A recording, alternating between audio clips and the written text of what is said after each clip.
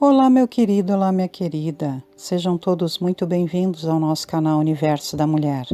Aqui é a sua amiga e sua irmã Anita Castro e nós estamos começando mais uma partilha do ESD, Estudo Sistematizado da Doutrina Espírita.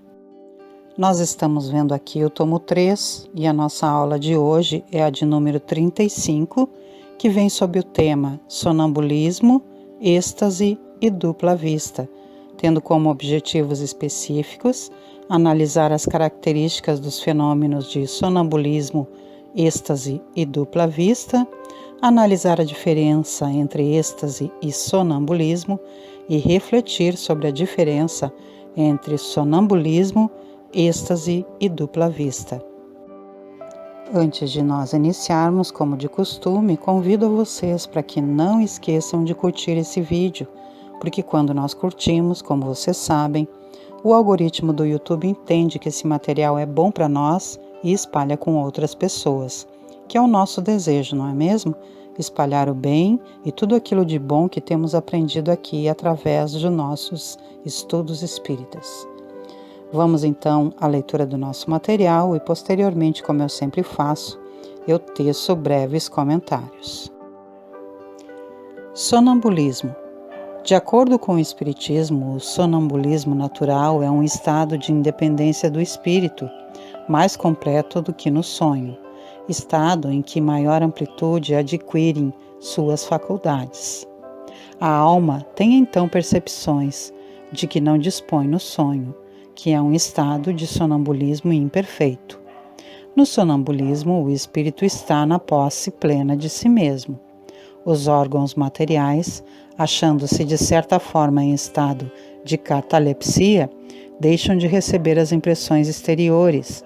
Esse estado se apresenta principalmente durante o sono, ocasião em que o espírito pode abandonar provisoriamente o corpo por se encontrar este gozando do repouso indispensável à matéria, quando se produzem os fatos do sonambulismo e é o espírito preocupado com uma coisa ou outra, se aplica a uma ação qualquer, para cuja prática necessita de utilizar-se do corpo.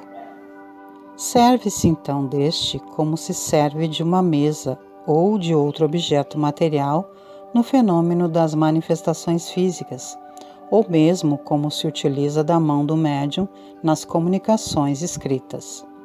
Os fenômenos do sonambulismo natural se produzem espontaneamente e independem de qualquer causa exterior conhecida, mas em certas pessoas dotadas de especial organização podem ser provocados artificialmente pela ação do agente magnético. O estado que se designa pelo nome de sonambulismo magnético apenas difere do sonambulismo natural, em que um é provocado, enquanto o outro é espontâneo. O sonambulismo natural constitui fato notório que ninguém mais se lembra de pôr em dúvida, não obstante o aspecto maravilhoso dos fenômenos a que dá lugar. Por que seria então mais extraordinário ou irracional o sonambulismo magnético? Apenas por produzir-se artificialmente como tantas outras coisas? Em verdade, para o Espiritismo, o sonambulismo é mais do que um fenômeno psicológico, é uma luz projetada sobre a psicologia. É aí que se pode estudar a alma, porque é onde esta se mostra a descoberto. Ora, um dos fenômenos que a caracterizam é o da clarevidência independente dos órgãos ordinários da vista. Fundam-se os que contestam este fato, em que o sonâmbulo nem sempre vê, e a vontade do experimentador, como com os olhos. Será de admirar que difiram os efeitos quando diferentes são os meios? Será racional que se pretenda obter os mesmos efeitos quando há e quando não há o instrumento? A alma tem suas propriedades, como os olhos têm as suas. Cumpre julgá-las em si mesmas e não por analogia. De uma causa única se originam a clarividência do sonâmbulo magnético e a do sonâmbulo natural. É um atributo da alma, uma faculdade inerente a todas as partes do ser incorpóreo que existe em nós, e cujos limites não são outros senão os assinados à própria alma. O sonâmbulo vê em todos os lugares onde sua alma possa transportar-se, qualquer que seja a longitude. No caso da visão à distância, o sonâmbulo não vê as coisas de onde está o seu corpo, como por meio de um telescópio. Vê as presentes, como se achasse no lugar onde elas existem, porque sua alma, em realidade, está lá. Por isso é que seu corpo fica como que aniquilado e privado de sensação, até que a alma volte a habitá-lo novamente. Essa separação parcial da alma e do corpo constitui um estado anormal, suscetível de duração mais ou menos longa, porém não indefinida. Daí a fadiga que o corpo experimenta após certo tempo, normalmente quando aquela se entrega a um trabalho ativo. Note-se, contudo, que o poder da lucidez sonambúlica não é ilimitado. O espírito, mesmo quando completamente livre, tem restringido seus conhecimentos e faculdades conforme ao grau de perfeição que haja alcançado. Ainda mais restringidos o tem quando ligado à matéria a cuja influência está sujeito. É o que motiva não ser universal nem infalível a clarividência sonambúlica, e tanto menos se pode contar com a sua infalibilidade, quanto mais desviada seja do fim visado pela natureza e transformada em objeto de curiosidade e de experimentação. No estado de desprendimento em que fica colocado, o espírito do sonâmbulo entra em comunicação mais fácil com os outros espíritos encarnados ou desencarnados. Comunicação que se estabelece pelo contato dos fluidos que compõem os perispíritos e servem de transmissão ao pensamento, como o fio elétrico. O sonâmbulo não precisa, portanto, que se lhe exprimam os pensamentos por meio da palavra articulada. Ele os sente e adivinha, é o que o torna eminentemente impressionável e sujeito a influências da atmosfera moral que o envolva. Como se sabe, em cada uma das suas experiências corporais, o espírito adquire um acréscimo de conhecimentos e de experiência.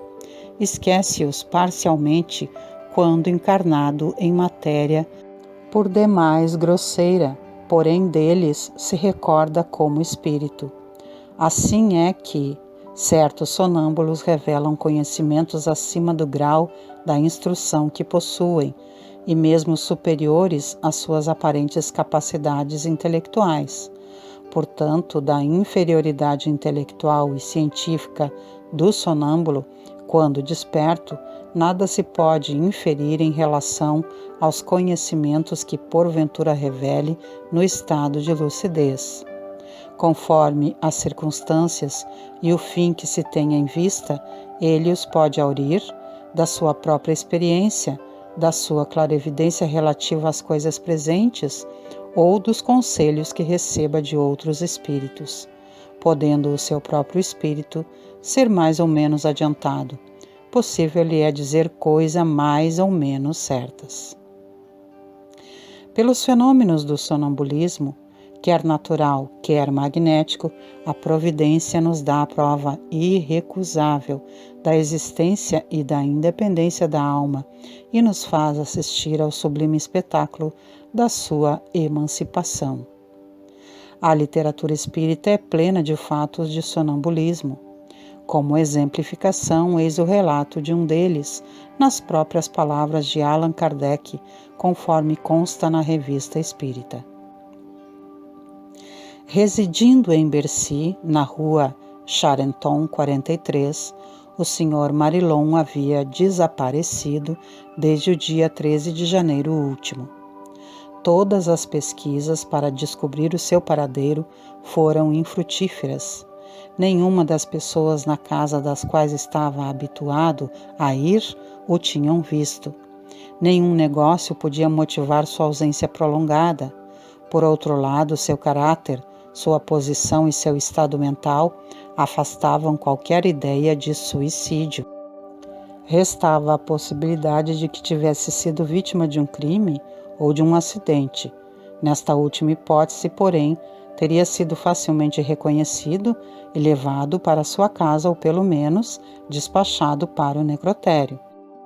Todas as probabilidades apontavam, pois, para um crime, nele se firmando o pensamento, tanto mais quanto o Sr. Marilon havia saído para fazer um pagamento.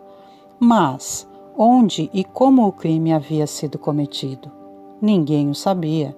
Sua filha recorreu então a uma sonâmbula, a senhora Roger, que em muitas outras situações semelhantes dera provas de notável lucidez que nós mesmos constatamos.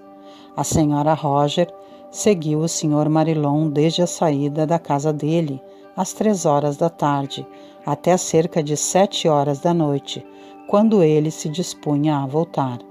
Viu-o descer às margens do Sena para satisfazer a uma urgente necessidade, sendo aí acometido de um ataque de apoplexia. Ela descreveu tê-lo visto cair sobre uma pedra, abrir uma fenda na fronte e depois rolar dentro d'água. Não se tratou, pois, nem de um suicídio, nem de crime. Ainda havia dinheiro e uma chave dentro do bolso de seu paletó. A sonâmbula indicou o local do acidente, acrescentando que o corpo não mais se encontrava no local, em virtude de ter sido arrastado facilmente pela correnteza. Encontraram-no com efeito no local assinalado. Tinha a ferida indicada na fronte, a chave e o dinheiro estavam no bolso e a posição de suas roupas indicava claramente que a sonâmbula não se havia enganado quanto ao motivo que o levara à beira do rio. Diante de tantos detalhes, perguntamos onde se poderia ver a transmissão de um pensamento qualquer. Êxtase. O êxtase, por sua vez, é, segundo o ensino espírita, um sonambulismo mais apurado. A alma do estático é mais independente. De fato, no sonho e no sonambulismo, o espírito anda em giro pelos mundos terrestres. No êxtase, penetra em um mundo desconhecido, o dos espíritos etéreos, com os quais entra em comunicação, sem que, todavia, lhe seja lícito ultrapassar certos limites, porque, se os transpusesse totalmente, se partiriam os laços que o prendem ao corpo. Cerca-o então resplendente e desusado fulgor, inebriam-no harmonias que na terra se desconhecem, indefinível bem-estar o invade, goza antecipadamente da beatitude celeste e bem se pode dizer que pousa um pé no limiar da eternidade. No estado de êxtase, o aniquilamento do corpo é quase completo. Fica-lhe somente, pode-se dizer, a vida orgânica. Sente-se que a alma se lhe acha presa unicamente por um fio, que mais um pequenino esforço quebraria sem remissão. Nesse estado, desaparecem todos os pensamentos terrestres, cedendo lugar ao sentimento apurado que constitui a essência mesma do nosso ser imaterial. Inteiramente entregue a tão sublime contemplação, o estático encara a vida apenas como paragem momentânea. Considera os bens e os males, as alegrias grosseiras e as misérias deste mundo quais incidentes fúteis de uma viagem, cujo termo tem a dita de avistar. Dá-se com os estáticos o que se dá com os sonâmbulos. Mais ou menos perfeita podem ter a lucidez e o espírito mais ou menos apto a conhecer e compreender as coisas, conforme seja mais ou menos elevado. Muitas vezes, porém, há neles mais excitação do que verdadeira lucidez, ou melhor, Muitas vezes a exaltação lhes prejudica a lucidez. Daí o serem frequentemente suas revelações um misto de verdades e erros, de coisas grandiosas e coisas absurdas, até ridículas.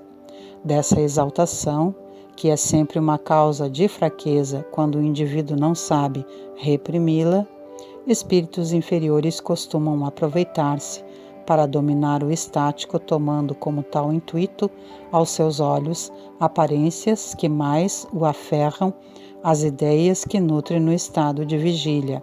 Há nisso um escolho, mas nem todos são assim. Cabe-nos julgar friamente e pesar-lhes as revelações na balança da razão. Há ainda, com relação ao êxtase, uma singularidade. É que o estático fica-se entregue a si mesmo. Poderia ocorrer a sua desencarnação. Por isso, dizem os espíritos superiores, é que preciso se torna chamá-lo a voltar, apelando para tudo o que o prende a este mundo, fazendo-lhe sobretudo compreender que a maneira mais certa de não ficar lá, onde vê que seria feliz, consistiria em partir a cadeia que o tem preso ao planeta terreno. De toda forma, como assinala Denis, a felicidade dos estáticos, o júbilo que experimentam, contemplando as magnificências do além, seriam só, por si, suficientes para nos demonstrar a extensão dos gozos que nos reservam as esferas espirituais, se as nossas grosseiras concepções nos não impedissem muitíssimas vezes de as compreender e pressentir. À guisa de ilustração, extraímos da Revista Espírita de Allan Kardec o seguinte caso de êxtase, que, segundo a tradição, ocorreu com o famoso compositor italiano de música religiosa Pergolesi, que viveu no século XVIII. O fato é relatado pelo Sr. Ernest Lenordes. Sabeis com que piedade aqui celebramos, ainda em nossos dias, a despeito da debilidade da fé, o tocante aniversário da morte do Cristo. A semana em que a Igreja o relembra a seus filhos é bem realmente para nós uma Semana Santa. Assim, reportando-vos a época de fé em que vivia Pergolesi, podeis pensar com que fervor o povo acorria em massa às igrejas para meditar as cenas enternecedoras do drama sangrento do Calvário. Na Sexta-feira Santa, Pergolesi acompanhou a multidão, aproximando-se do templo. Parecia-lhe que uma calma, há muito desconhecida para ele, se fazia em sua alma, e quando transpôs o portal, sentiu-se como que envolto por uma nuvem ao mesmo tempo espessa e luminosa. Logo nada mais viu. Profundo silêncio se fez em seu redor. Depois, ante os seus olhos admirados, e em meio à nuvem, na qual até então lhe parecia ter sido levado, viu desenhar em si os traços puros e divinos de uma virgem, inteiramente vestida de branco. Ele a viu pousar seus dedos etéreos nas teclas de um órgão e ouviu, como um concerto longínquo de vozes melodiosas, que insensivelmente dele se aproximava. O canto que essas vozes repetiam o enchia de encantamento, mas não lhe era desconhecida. Parecia-lhe que esse canto era aquele no qual não tinha podido perceber, senão vagos ecos. Essas vozes eram bem aquelas que desde longos meses lançavam perturbação em sua alma e agora lhe traziam uma felicidade sem limite. Sim, esse canto, essas vozes, eram bem o sonho que ele tinha perseguido, o pensamento, a inspiração que inutilmente havia procurado por tanto tempo. Mas enquanto sua alma, arrebatada no êxtase, bebia a longos sorvos as harmonias simples e celestes desse concerto angélico, sua mão, como que movida por força misteriosa, agitava-se no espaço, e parecia traçar, malgrado seu, notas que traduziam os sons que o ouvido escutava. Pouco a pouco as vozes se afastaram, a visão desapareceu, a nuvem se desvaneceu, e Pergolesi viu, ao abrir os olhos, escrito por sua mão no mármore do templo, esse canto de sublime simplicidade que o devia imortalizar, o Stabat Mater, que desde esse dia todo o mundo cristão repete e admira. O artista ergueu-se, saiu do templo calmo, feliz e não mais inquieto e agitado. Mas nesse dia uma nova aspiração se apoderou dessa alma de artista.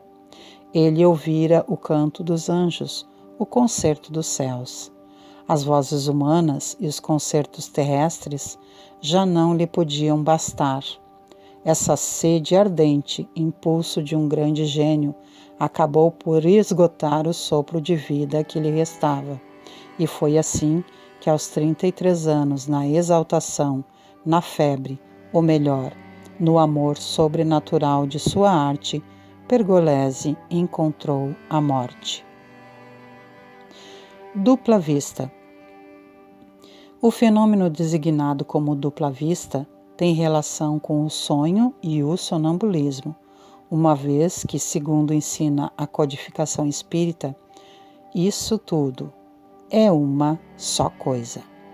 O que se chama dupla vista é ainda resultado da libertação do espírito, sem que o corpo seja adormecido. A dupla vista ou segunda vista é a vista da alma. Com efeito, a alma às vezes emancipa-se também no estado de vigília, produzindo, neste caso, o fenômeno chamado de dupla vista, que é a faculdade graças à qual quem a possui vê, ouve e sente além dos limites dos sentidos humanos.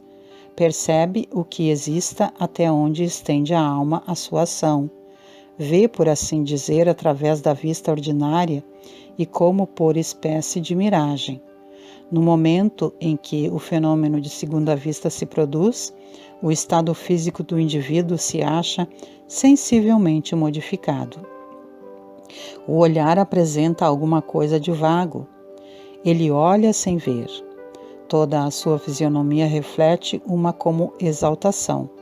Nota-se que os órgãos visuais se conservam alheios ao fenômeno, pelo fato de a visão persistir, malgrado a oclusão dos olhos. Aos dotados desta faculdade, ela se afigura tão natural como a que temos de ver. Consideram-na um atributo de seus próprios seres, que em nada lhes parecem excepcionais. De ordinário, o esquecimento se segue a essa lucidez passageira, cuja lembrança, tornando-se cada vez mais vaga, acaba por desaparecer como a de um sonho. O poder da vista dupla varia, indo desde a sensação confusa até a percepção clara e nítida das coisas presentes ou ausentes. Quando rudimentar, confere a certas pessoas o tato, a perspicácia, uma certa segurança nos atos, a que se pode dar o qualitativo de precisão de golpe de vista moral. Um pouco desenvolvida, desperta os pressentimentos. Mais desenvolvida, mostra os acontecimentos que deram ou estão por dar-se. São muitos os casos de dupla vista encontrados na literatura espírita. A título de exemplo, citamos o seguinte conforme consta na obra A Morte e o seu Mistério, de Camille Flammarion. O professor Bohème, que ensinava matemáticas em Marburg, estando uma noite com amigos, teve de repente a convicção de que devia regressar à sua casa. Mas, como tomasse tranquilamente o seu chá, resistiu a esta impressão, a qual todavia tornou a arrastá-lo com tanta força que se viu obrigado a obedecer. Chegado à sua morada, encontrou aí tudo como o havia deixado, mas sentia-se obrigado a mudar o seu leito de lugar. Por mais absurda que lhe parecesse esta imposição mental, entendeu que a devia cumprir, Chamou a criada e, com o auxílio dela, colocou a cama do outro lado do quarto. Feito isto, ficou satisfeito e voltou para junto de seus amigos a acabar o serão. Despediu-se deles às 10 horas, voltou para casa, deitou-se e adormeceu. Foi despertado durante a noite por grande fragor e verificou que grossa viga tinha desabado, arrastando uma parte do teto e caindo no lugar que o seu leito havia ocupado. Em suma, pode-se dizer que o sonambulismo natural e artificial, o êxtase e a dupla vista, são efeitos vários ou de modalidades diversas de uma mesma causa. Esses fenômenos, como os sonhos, estão na ordem da natureza, tal a razão por que hão existido em todos os tempos. A história mostra que foram sempre conhecidos e até explorados desde a mais remota antiguidade, e neles se nos depara a explicação de uma imensidade de fatos que os preconceitos fizeram fossem tidos por sobrenaturais. E ainda, meus queridos, para nós concluirmos a nossa aula de hoje, nós temos aqui do livro Tramas do Destino, psicografia do nosso querido Divaldo Pereira Franco, pelo espírito Manuel Filomeno de Miranda, a seguinte mensagem, que é uma oração. Divino benfeitor, amanhece em nossos caminhos. As sombras da noite moral, insistente, diluem-se ante a claridade que nos visita. Em todos os trâmites da dor e inquietação, foste a nossa segurança e o nosso apoio. Sempre experimentamos a dita de fruir a tua presença. No dia novo, segue conosco, Jesus, a fim de que não o nublemos com a treva teimosa que ainda perdura em nós por culpa nossa. Se não pudermos alcançar por enquanto os alcantes dourados, nos tentames da ascensão que nos destinas, faculta-nos embelezar as escarpas a fim de melhorarmos a paisagem para os que vêm corajosos depois de nós. Se não conseguirmos o êxito por nossa imprevidência, enseja-nos ao menos a sabedoria que impede o acumpliciamento com o crime. Ensina-nos a valorizar o tempo, aplicando-o com elevação. Não nos concedas a hora vazia, a fim de que a ociosidade não nos entorpeça o caráter. Nós que temos vivido em fugas incessantes, agora te suplicamos a coragem e o destemor para o avanço do espírito robustecido pela fé e dignificado pelo sacrossanto sentimento do amor. Permite que façamos sempre segundo a tua e não a nossa vontade, por seres o caminho, a verdade e a vida que todos anelamos. Senhor, despede-nos em tua santa paz. Linda mensagem, não é mesmo, meus queridos? E aula muito interessante. E eu creio que esse tipo de aula como esta dispensa os nossos comentários, mas não dispensa o nosso estudo afincado, para que a gente possa se dedicar verdadeiramente a compreender as situações que nós estudamos aqui, não é? Então é importante revisar essa matéria, escutar novamente para que se possa compreender melhor. E também é fundamental que a gente possa entender que cada vez que a gente vê uma matéria, algo de novo se revela. Então eu, há muitos anos atrás, estudei sobre isso quando fiz escola de médiuns. E agora, revendo, e cada vez que revejo a matéria que fui revendo ao longo dos anos, isso foi se revelando um pouco mais a cada leitura, a cada aprendizado, a cada dedicação que faço. Então é importante, meus queridos, que todos nós, incluindo-me a mim sempre, porque eu sou a primeira sempre que recebo as lições para trazer aqui para vocês, ou as revejo, como é o meu caso, é importante que a gente se dedique aos nossos estudos, não é mesmo? Então, assim, eu deixo para nossa reflexão mais esta aula maravilhosa. E ainda antes de nós concluirmos aqui, os convido para que todas as segundas-feiras venham estar comigo aqui às 19 horas no nosso canal Universo da Mulher, com Anita Castro, para que possamos fazer as partilhas do ESG, Estudo Sistematizado da Doutrina Espírita. Todas as quartas-feiras, às 21 horas, para nos encontrarmos e fazermos juntos o Evangelho no Lar, quando nós convidamos a presença de Jesus e toda a sua comitiva espiritual para abençoar os nossos lares. Todas as quintas-feiras, às 18h30, para nos encontrarmos aqui então e fazermos juntos os estudos da obra de André Luiz. E todas as sextas-feiras, às 18 horas, a partir do momento do passe, nós temos aqui, sob direção da nossa querida amiga e benfeitora espiritual, Maria da Soledade, reunida com outros amáveis benfeitores espirituais, todos eles a serviço de Jesus, para nos ofertarem o passe, renovando as energias que nós necessitamos para o nosso dia a dia. Assim sendo, meus queridos, com uma singela oração, me despeço de vocês, desejando que Deus, nosso Pai amado e muito querido, que Jesus, nosso amigo e nosso mestre, que Maria Santíssima, nossa mãezinha amorosa e sempre acolhedora, e que os nossos benfeitores espirituais, nossos queridos amigos sempre presentes conosco, continuem todos eles nos abençoando e nos auxiliando nos caminhos da nossa evolução, e que nós, com gratidão, estudo, dedicação, boa vontade e prática do bem que temos recebido, possamos continuar a nossa jornada rumo ao nosso crescimento espiritual. E que assim seja.